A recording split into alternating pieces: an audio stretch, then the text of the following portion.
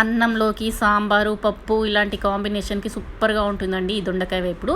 దీనికోసం ముందుగా దొండకాయలు శుభ్రంగా కడిగేసి, ఒక దాంట్లో 4 ముక్కల్లా కట్ చేసి పక్కన పెట్టుకోవాలి. ఇప్పుడు స్టవ్ ఆన్ చేసి కడాయి పెట్టుకొని ఒక టేబుల్ స్పూన్ ఆయిల్ వేసి, మీ స్పైసీనెస్‌కి తగ్గట్టుగా ఎండుమిర్చి వేసి, వేయించేసి మిక్సీ జార్‌లో వేసేసుకోండి. అలాగే అదే ఆయిల్‌లో ఒక 2 ఉల్లిపాయలని కూడా ముక్కలుగా కట్ చేసి వేసి, ఎండుమిర్చి గ్రైండ్ అయిన తర్వాత ఉల్లిపాయలని కూడా వేసి గ్రైండ్ చేసి పక్కన పెట్టుకోండి. ఇది ఇప్పుడు అదే కడాయిలో 2 టేబుల్ స్పూన్ల వరకు ఆయిల్ వేసి, కట్ చేసి పెట్టుకున్న దొండకాయ ముక్కలు వేసి 10-15 వెల్లుల్లిపాయలని కచ్చా పచ్చా దంచి వేసి ముక్కలకు బాగా పట్టియండి.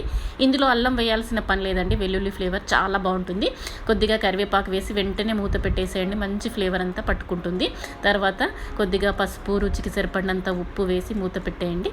చూడండి, ఇలా 50% వరకు మగ్గిన తర్వాత మనం గ్రైండ్ చేసి పక్కన పెట్టుకున్న వెల్లుల్లి కారాన్ని కూడా అందులో వేసుకొని మొత్తంగా బాగా మిక్స్ చేసి కొత్తిమీర వేసి పొడి పొడిలాడాక దించండి. అన్నం, పప్పు, సాంబార్, రైస్లోకి సూపర్గా ఉంటుంది. లైక్ చేయండి.